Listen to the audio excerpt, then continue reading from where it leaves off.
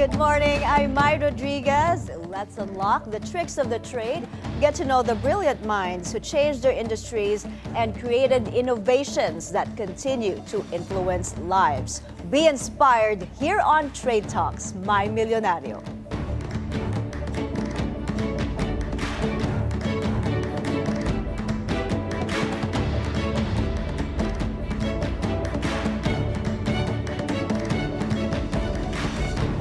Kamote crisps are gaining popularity, especially for the health-conscious.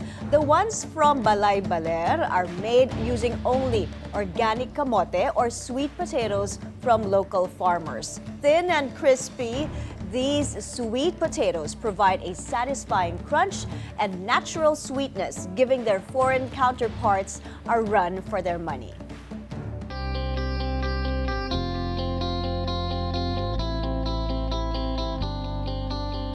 Joining us today to talk about their trade secrets are two women behind Balay Baler Kamote Crisps, Francesca and Alexandra Reyes, company president and manager. Good morning. Welcome to the show. Good morning, Mai. Thank you for having us. Good to have you guys. I love it. Sister tandem naman to. Before we had husband and wives doing a business kayo. Sisters. So how young did you start this? How did this all begin? I started this with my sister. I was 24 and she was 21. So she was fresh, still in college at the time, and it started during the pandemic actually. So Balay Baler is a small homegrown family business engaged in the production of kamote chips. And it was during the time of the pandemic, during the boom of all of these online sellers, that my sister and I decided, why don't we try and partake in this and try to sell our family recipe, try to improve on it, and that's what happened basically. We just started selling a few pouches on our village group, and it blew up after that, thanks to all of the customers who would give them as gifts to family and friends. We were able to expand beyond our confines of Muntinlupa and Parañaque and into Quezon City, Makati, and even to Luzon, Visayas, and Now your Mindanao. customer base expanded, ano? Yes. It all began during the pandemic, ano? Ang daming businesses na nag-start doon at na-discover ninyo may milyonaryo sa kamote. Yes. Diba? So, who formulated the whole thing? Kanino nanggaling yung recipe? Sabi mo, family recipe? Yes, it's a recipe that I created many years ago. I would serve it as pika-pika to family and friends. And during the pandemic, we decided to take it up a notch, try to improve the recipe, try to make it more flavorful with more varieties. And so my sister was the one who suggested we Okay, try so to do that. Alex, how many flavors do you have now? Right now, we have 9 flavors, and our best sellers are the barbecue, sour cream, and white cheddar. And well, my personal favorite is the nori, but then I think all of them are loved by our customers. Yes, different tastes, different flavors. Meron din bang salted egg? Because alam ko popular yun for the potato. Yes, we've seen that chips, in right? potato chips, but we haven't found yet the perfect mix for our chips. We will definitely look into that in the future. Okay, how much was your starting capital? I'm curious. Kasi fresh out of college, and ikaw, nag-aaral ka pa noon, di ba? 5 years ago when you all started this. How much We was the started start? with 5,000 pesos in our capital, mostly just to buy our raw materials like our kamote and the coconut oil, and then we tried to make use of all the equipment that we had at home. Kanino galing yung capital? From me and my sister, we put in the funds together. Okay, ang galing, nag-ipon kayo. Maybe Yes. from your allowance pa yan, Yes, ano? Okay, so where do you source your raw ingredients? Especially the star of the show, the kamote. We are a local company, so we like to focus on local products, and that is our advocacy. Apart from our foreign flavors such as nori and tom yum, most of our raw materials are sourced here from the Philippines, especially our kamote. We get it from different parts of the Philippines, from Luzon, Visayas, and Mindanao. And we work hand in hand with our farmers. We try to eliminate the middleman so that the farmers can reap Mas all the malaki profits. kita ng farmers, Yes. ano? I understand there was a time, yung bulk pa rin ba ng kamote nyo is from Mindanao? Yes, correct. Where exactly in Mindanao? Different areas in Mindanao, we get it from Cagayan, Davao. Depends on where it's available during the time of the year.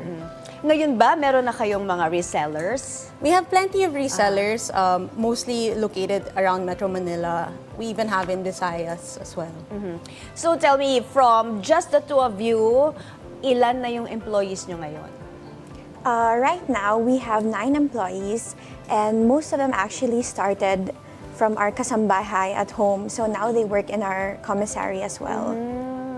Okay, so I'm curious I hope you can share this. Ano yung pinakamalaking kita nyo from that first sale? Okay, from your first day siguro. The first day, we sold 100 pouches. We were not expecting to sell out, but surprisingly we did. And from the 100 pouches, we made 10,000 pesos. Oo, from that first Yes, day yes. sold out na kasi ano.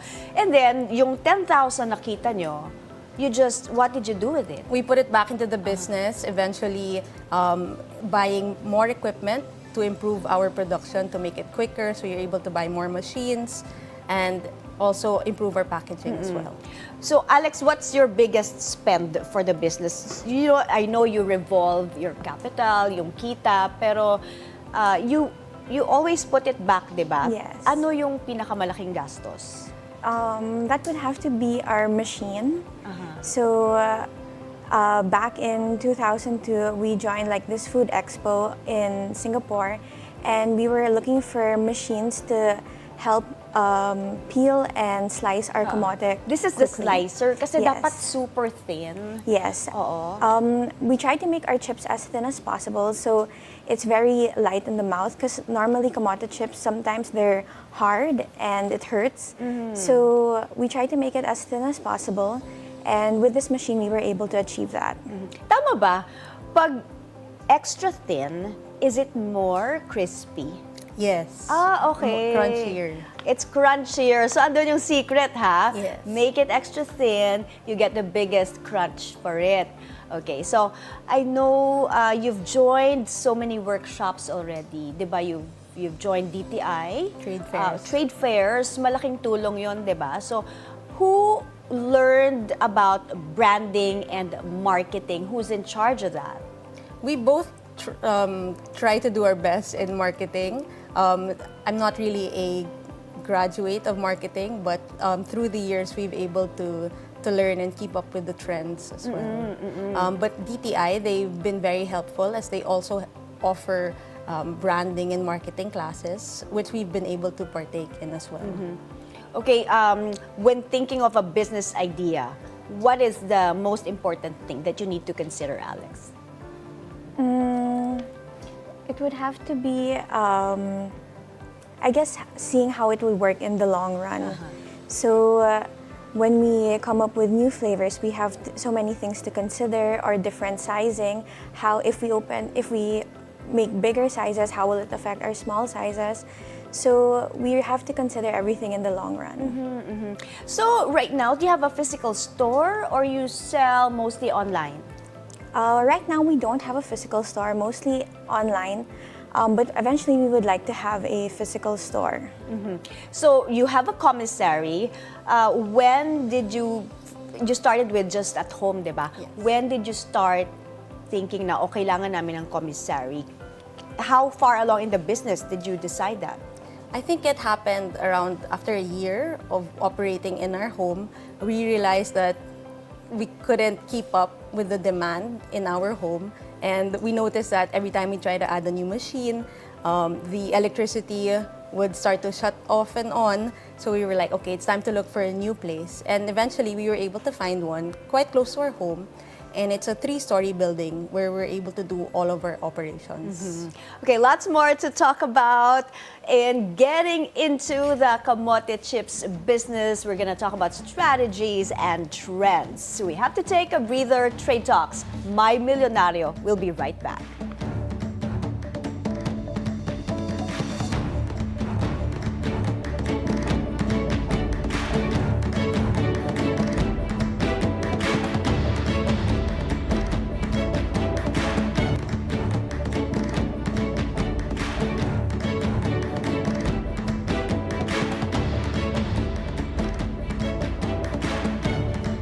We're back on Trade Talks in Mai Milyonaryo. We continue our discussion with the siblings behind Balay Baler Kamote Crisps, Francesca and Alexandra Reyes. So let's talk about the advocacy behind your business. I know you help local farmers. Diba, you source your kamote from mostly Mindanao, no? Many areas in Mindanao. Tell us all about that and how you give back.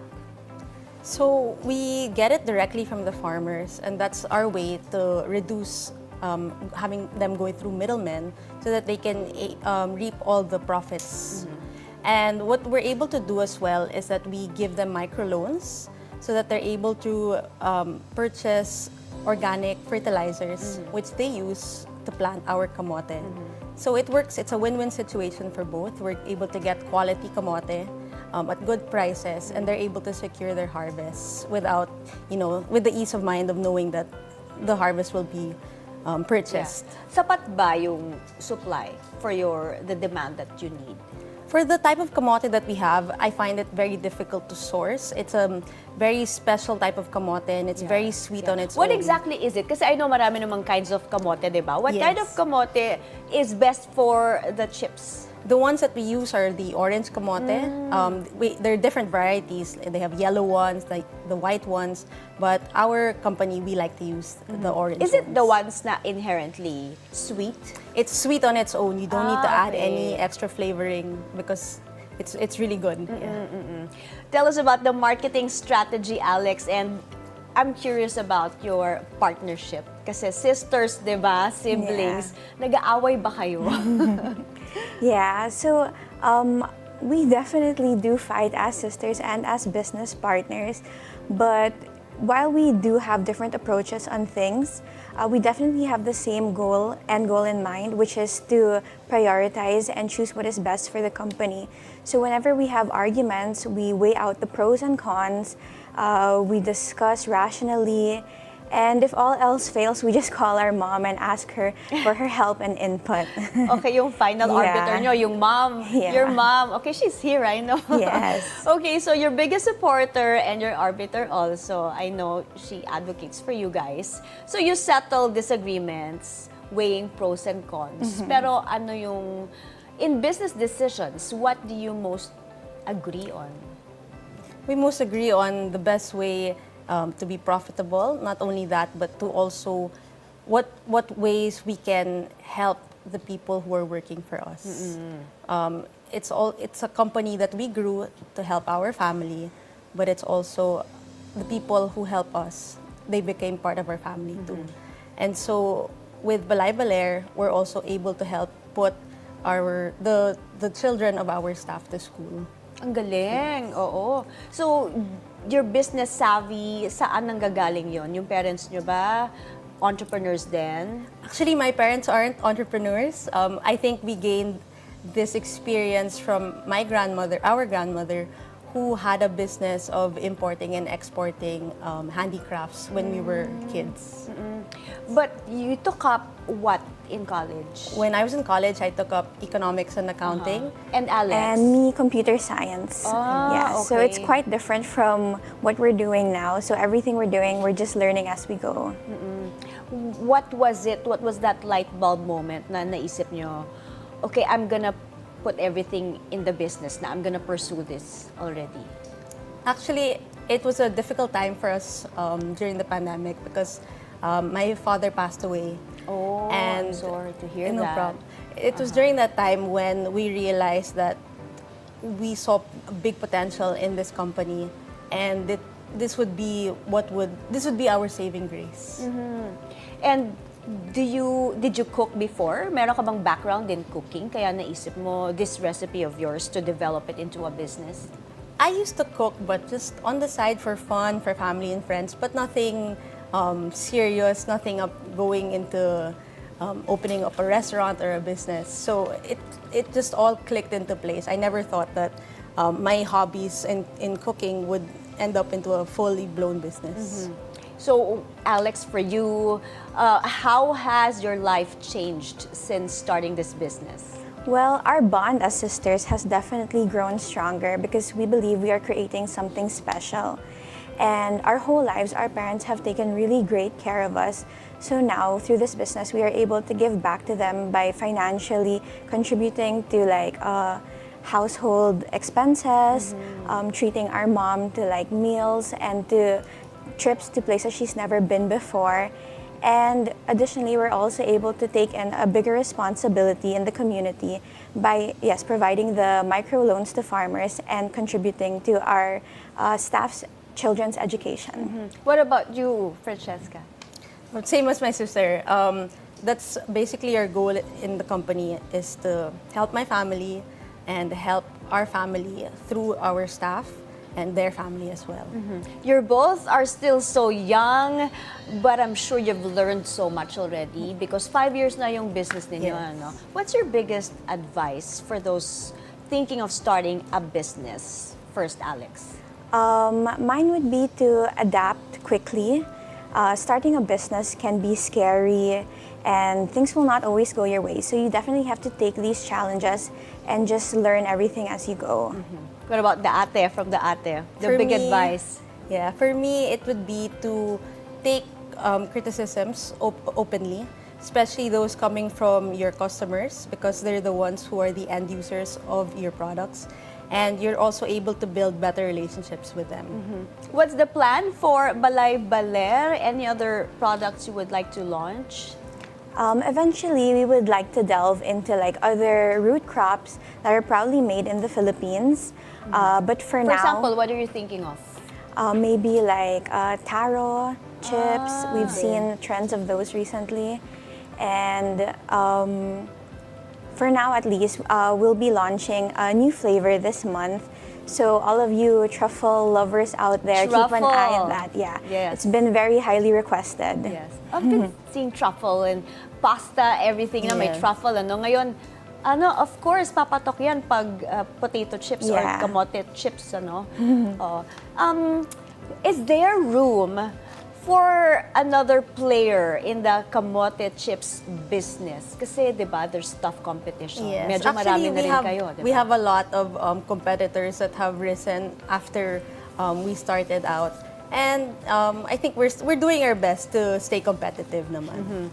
What is the trend now in terms of, dito sa chips industry, sa snacks industry? I guess the trend now is that they're all trying to export, which is something that we're also trying to do, because we noticed that kamote, especially sweet potato, is really well loved by the Japanese, and so we're trying to find ways to bring the sweet potato out to other countries as well.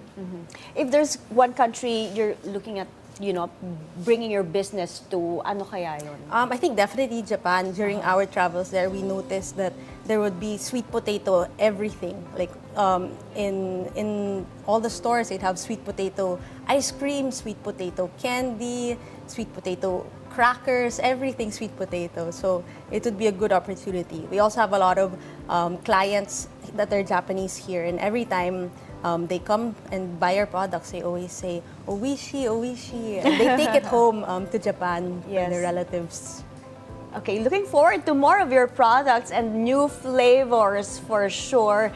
Thank you so much for sharing your business expertise today. Maraming salamat, Thank you so Francesca and much. Alex. Thank you for having us. Okay, the sisters behind Balay Baler. And that is today's show. I'm Mai Rodriguez. Stay up to date on the inspiring stories of entrepreneurs and innovators and the secrets to their success. Only here on Trade Talks, My Milyonaryo. Stay with BNC, the Bilyonaryo News Channel.